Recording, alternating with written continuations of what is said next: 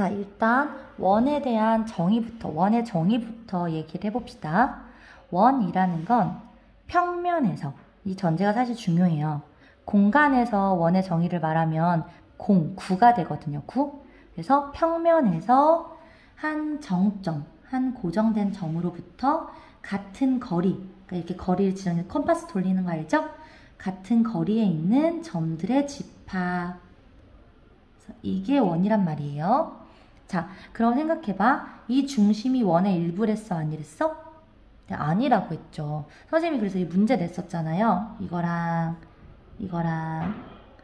이거 중에 뭐가 원이냐.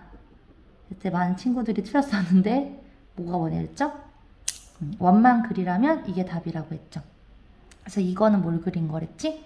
원과 원의 중심을 표현한 거고, 얘는 원과 원의 내부를 표현한 거라고 했죠. 그래서 여러분들 나중에 고등학교 가시게 되면 원의 그 방정식을 배우게 되거든요. 자, 그러면 간단하게만 말을 하면 이렇게 원점을 중심으로 갖는 반지름이 5인 이런 원을 x제곱 더하기 5 이렇게 이런 식으로 표현을 할 수 있어요. 자, 그러면 이 같은 중심을 갖는 원들이 있죠. 그거를 같을 동, 중심할 때 심자를 써서 동심원들이라 그러는데 몇 개만 그려볼까요? 그 동심원들을 몇 개 그려보면, 자, 이런 게 동심원이잖아. 그래서 이런 동심원을 가득 채우면 이 안이 가득 차겠죠. 그러니까 이 반지름보다는 작은 것들을 채워넣으면 이게 가득 찰 거란 말이야. 그래서 나중에 이렇게 부등식의 영역으로 여러분들이 내부를 표현할 수 있게 돼요. 그래서 엄밀하게 완전히 이퀄인 경계와 이 내부는 다른 문제라는 거죠. 그래서 이 정도로 그냥 몰라도 되는 내용인데 아직은 대충 설명을 했어요. 그래서 원은 뭐다? 원은 바로 이거다라는 거죠. 근데 우리가 원을 그릴 땐 대부분 이렇게 그리지. 두 번째 방법으로 이렇게. 왜? 원의 중심은 원을 말하는 데 있어서 없어서는 안 되는 필수 요소이기 때문에. 하지만 원의 중심이 원의 일부가 아니라는 건 알고 계셔야 돼요. 그죠? 네. 왜? 원이라는 건 이 중심으로부터 같은 거리에 떨어져 있는 점들의 모임이니까. 그죠? 그래서 여러분들 컴파스로 그렸을 때 컴파스 침은 연필이 아니잖아. 흑연이 아니잖아요. 그죠? 딱 찍고 돌린다고 생각해봐. 그 극단적으로 생각해보면 그 돌리는 걸 연필이 아니라 컴퓨터용 사인펜을 해서 이렇게 그린 모양이라고 생각해봐요. 그러면 동그란 모양만 남지요? 가운데는 자국이 남는 거지 찍히진 않잖아요. 그죠? 네, 그래서 이게 원이에요. 자, 그러면 이제 우리가 원에 대해서 용어가 몇 가지 있는데, 자, 원이 주어졌을 때 원상의 두 점을 찍고, 그러니까 원상의 찍는 건 아니고 이제 원상의 두 점을 인식해서 여기부터 여기까지 원을 따라가. 그러니까 원을 따라서 그린다면 이렇게 생긴 이건 뭐라고 불러요? 원을 따라서 그리는 이거는 원래는 겹쳐 있는 거예요. 지금 이해를 돕기 위해서 그러는데 이런 건 우리가 호라고 부르죠. 호라고 불러요. 근데 자, 두 점을 찍고 그거를 이은 그냥 쭉선, 고든 선은 이 선분을 뭐라 그래요? 현이라고 불러요. 그래서 호와 원은 의미가 완전히 다른 거예요. 호는 원을 따라서 그 일부인 거. 그러니까 원의 일부인 거지.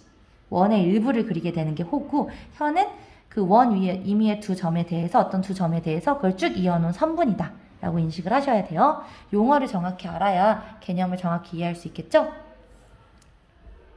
자, 첫 번째 그래서 볼 건 원의 중심에서 원이 있을 때 원의 중심에서 하나의 현에 내린 수선, 현이 이렇게 있어요. 그때 현에 내린 수선을 내려볼까?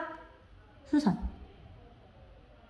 내려볼게요. 그러면 이 수선이 이 현을 수직 2등분한다는 걸 보이래요. 그러니까 얘를 수직으로 2등분, 반땡한다는 건데, 봐봐. 수선을 내렸으니까 수직인 건 당연하잖아요. 그러니까 뭘 증명하면 되는 문제냐면 얘가 2등분 된다는 것만 보이면 되는 거지. 그러니까 무슨 말이다?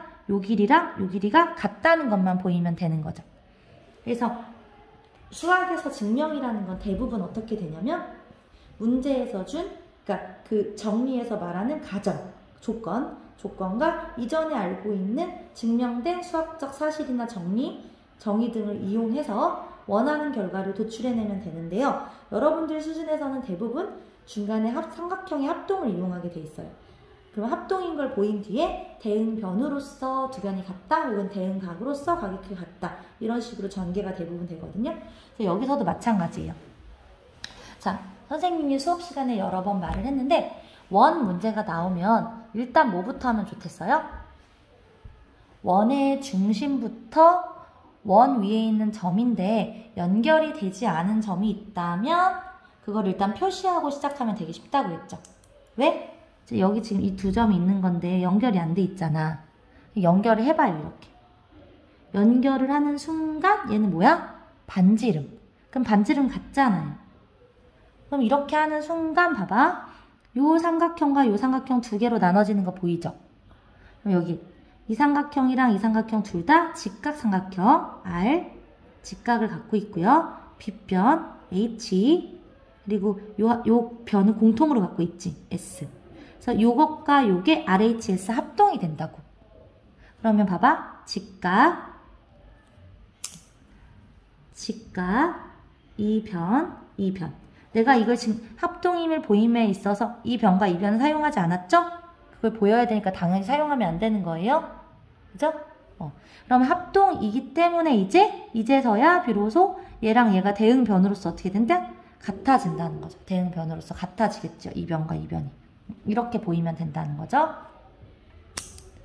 자, 다시 한번 말할게. 무슨 말이다?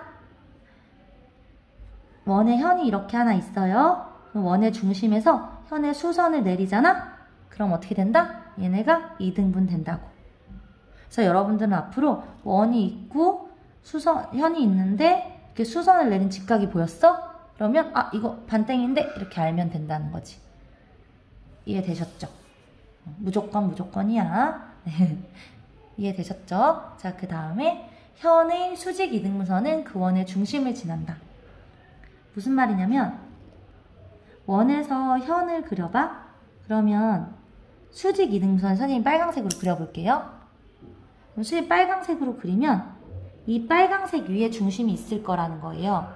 근데 이거는 증명이라기보다 그냥 확인, 그러니까 이해라고 생각하면 된대요. 봐봐요.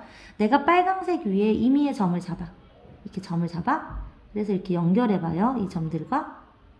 그러면 이게 아까 수직 이등분선이었잖아. 빨강색이 수직으로 이등분하는 선이었잖아요. 그럼 이렇게 그리는 순간 이 변은 이 변이랑 같고 이등분했으니까 이거는 공통이고 끼어있는 각은 직각으로 같으니까 S, A, S 합동이 되죠. 그럼 합동인 두 삼각형의 대응변으로서 지금 어떤 상황이 되냐면 이 변과 이 변이 같아지잖아. 근데 이거는 내가 지금 빨강색 수직 이등분선 위에 있는 임의의 점을 잡아서 했단 말이에요. 그럼 여러분들이 이 점을 여기에 잡나? 여기에 잡나? 여기에 잡아도 이 변은 같아지는 거고 둘이. 여기에 잡아도 이 변은 어떻게 돼? 같아지는 거죠. 이렇게. 이해됐죠? 그러면 봐봐. 원의 중심이라는 게 뭐지? 원의 중심에서 원까지 이르는 거리를 쟀을 때 같아야 되잖아요. 그러니까 원의 중심도 이 두 점까지 이르는 거리가 같을 거란 말이야. 그치? 그러니까 반드시 이 선 위에 있어야 될 거다라는 거지. 그죠? 그러니까 수직 이등분선을 기준으로 해서 이쪽에 있거나 이쪽에 있으면 여기까지 이르는 거리가 어떻겠어요? 달라지겠죠. 네, 그 직관적으로 이해하시면 돼요. 자, 그래서 다시 말할게. 무슨 말이다? 현을 그려서 그 현의 뭐 위에? 수직 이등분선 위에, 수직으로 이등분한 이 빨강색 선 위에 반드시 이 원의 중심이 존재해야 된다. 존재할 것이다. 라는 내용이에요. 그러면 이거는 선생님이 수업 시간에도 말했지만 이 내용 자체인데 아무튼 어떨 때 쓰인다 했어요? 이 내용을 이용해서 원의 중심을 찾을 때 쓰인댔죠. 어떻게 찾냐면 임의로 아무 현이나 하나 그리고 이거에 수직 이등분선을 그려. 이렇게. 그러면 정리에 의해서 지금 이 빨강색 위에 원의 중심이 있어야 되죠. 근데 또 여기다 아무 현이나 그려봐요. 그리고 거기에 또 수직 이등분선을 그려보는 거야. 이렇게. 그럼 또 어때? 또 정리에 의해 이 현의 수직 이등분선 위에 원의 중심이 있어야 되죠. 그러면 지금 원의 중심이 빨간색 위에도 있고 파란색 위에도 있어야 한다니까 어디 있는 거야? 그들의 교점에 있다는 걸 알 수 있게 되는 거죠. 그래서 이거는 이 성질은, 이 정리는 현의 수직 이등선은 그 원의 중심을 지난다 라는 이 정리는 원의 중심을 찾을 때 굉장히 요긴하게 쓰이는 거예요. 자, 그래서 이걸 재빨리 구해보면 보세요.